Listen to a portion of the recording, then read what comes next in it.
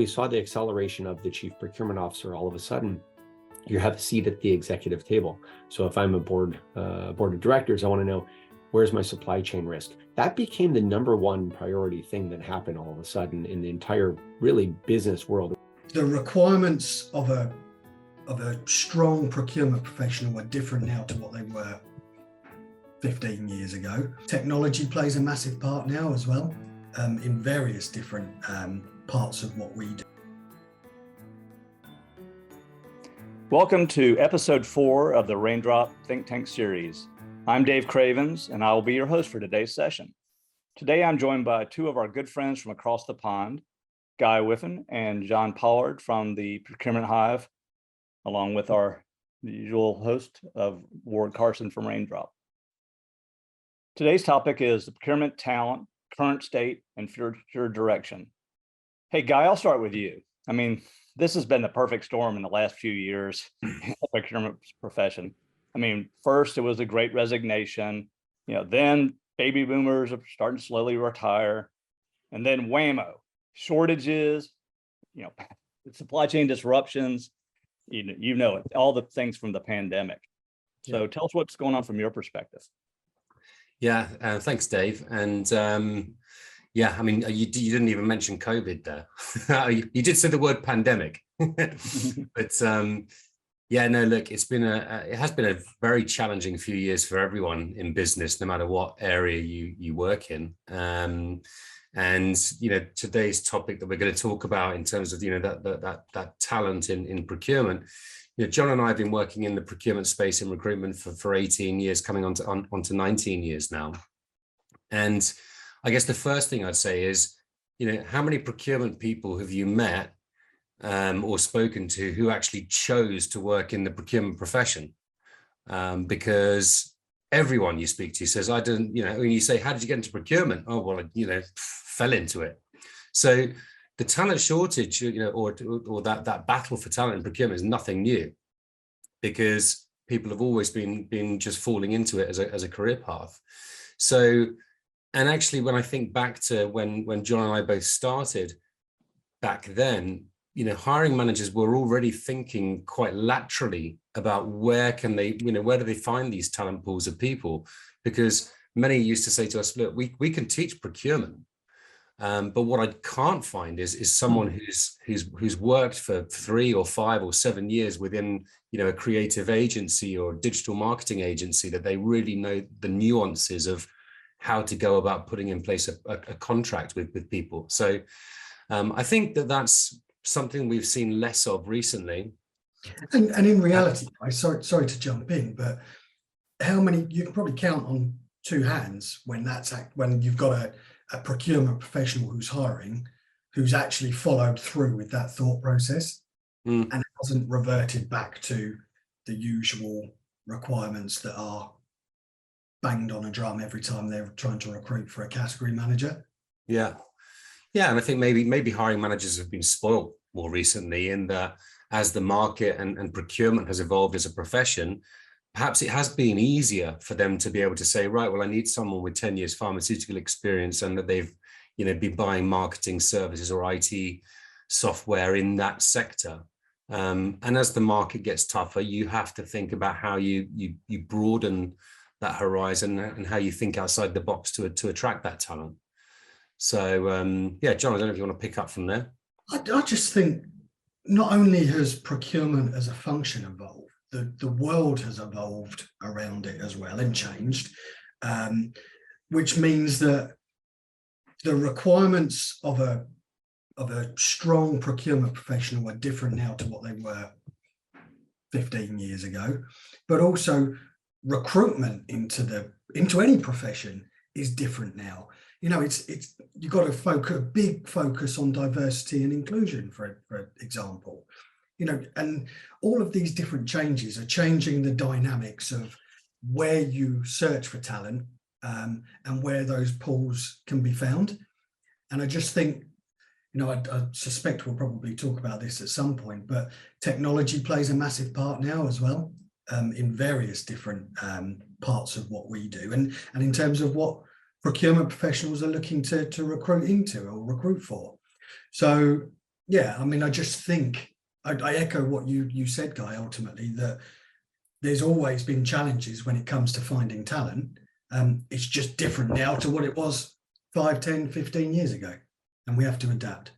Yeah, So because I've quick been kind thought. of selling into those kind of to procurement for a about as long as y'all been doing this as well. And I remember, the whole move from, being tactical to becoming strategic and wanting to have a seat at the table with the other C-suites, and, kind of the rise of the chief procurement officer as a position versus just VP of procurement, or somebody that's a purchasing or materials management, and, some people like that in the manufacturing side.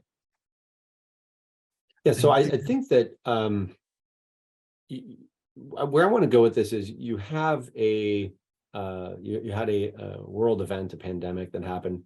And I go back to the same exact thing. I'm a practical person, right? So when I went over to, at least in the US, we have a company called Costco, big warehouse grocer. Mhm. And we went there and there was a run on toilet paper for something where people had a lung disease for. So I'm not sure I understood the correlation. However, what it really demonstrated is that you couldn't buy toilet paper anymore for months. And you're sitting there thinking to yourself, what does it really mean? Like when I look at the world, what I really see are just contracts negotiated by people to put together deals in order to put out there what is required. And what I saw is that there were contracts that weren't necessarily negotiated robust enough to be able to stand up a system that might have interruption, and significant interruption at that. So what does it mean? Well, we saw the acceleration of the chief procurement officer. All of a sudden, you have a seat at the executive table. So if I'm a board of directors, I want to know, where's my supply chain risk? That became the number one priority thing that happened all of a sudden in the entire really business world. It wasn't a question about how much I could, invest in marketing, get my name out there. It was, hey, there's two lines. There's the line that goes up, right? Am I selling more? And at that time, people weren't. And the line that goes down, which is, hey, am I spending less? And that wasn't happening either. So the jaws of the alligator were closing. So in comes the CPO parachuting now into the boardroom. So what does that mean? Your skill levels that are required to be able to support that function have really increased immeasurably. Then you want to throw in, and John, you touched on it, right? Or maybe it was Dave, you touched on it, is the advent of spend management software solutions. Yes, Raindrop is one of them. That's not the story here I'm talking about. What it means is that whole day of the guy chomping on his pencil, writing out purchase orders, that's old. That ship has sailed. Right? There is no more of that. So now the real question is how do I up level? And we talk about getting more strategic, whatever that really means, right? It's easy to say, but what does it mean? It means, hey, I have skill sets that have to get moved up to, Guy, just like you said, I'm in a pharmaceutical. Now I have to be able to negotiate pharmaceutical deals and become partners with my suppliers. I'm not here to beat them down anymore to draw that last penny out.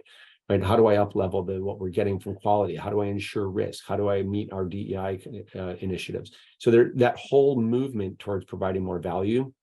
So there isn't a talent shortage. Yes, I also over 30 years ago fell into becoming into procurement. I never went to school for procurement. It's just what you fall into.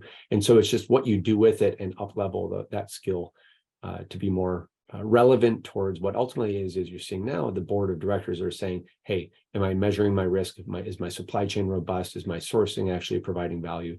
And that's where I think the direction of this industry is going. And building on that, board. So, ever since I can remember, procurement professionals, senior procurement professionals have been wanting, as Dave said earlier on, a seat at the table, the big boys' table. And it's the old adage, isn't it?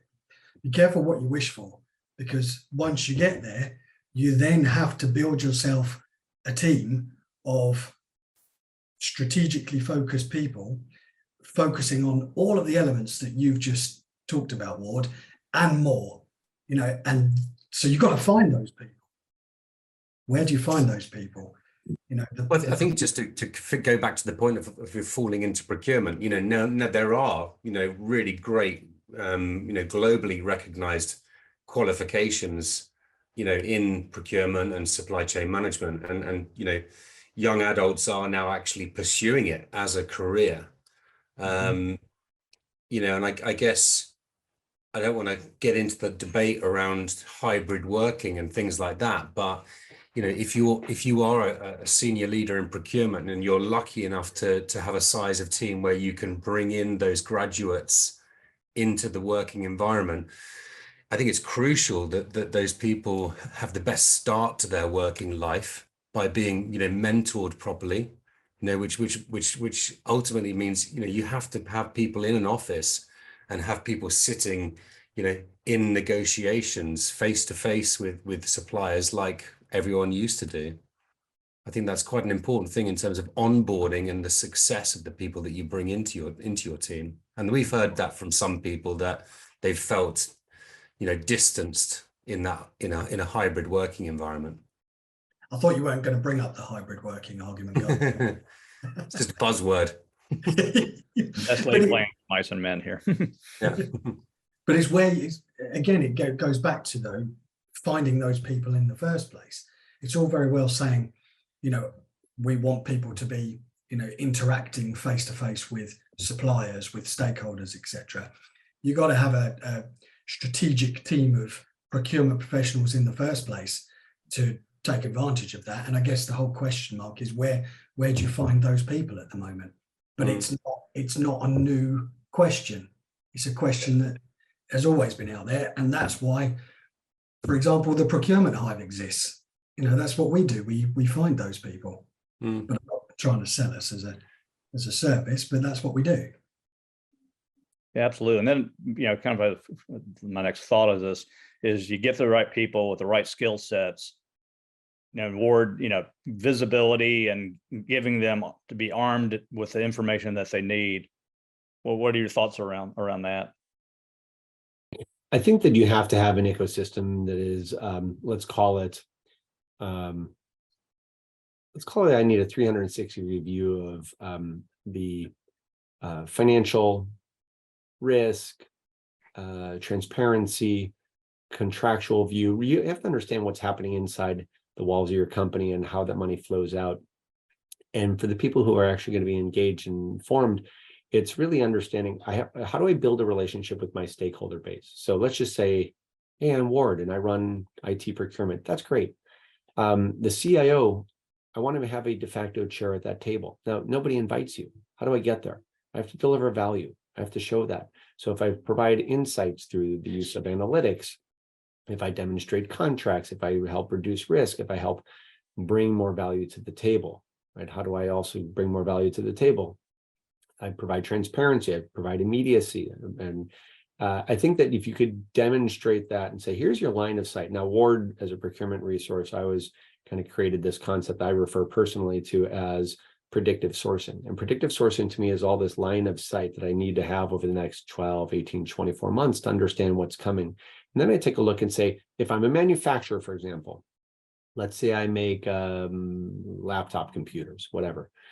Now, I'm going to look at my supply base and say, are they customers of ours? Because if they're not, I want to go and take a look at, again, a full 360 review.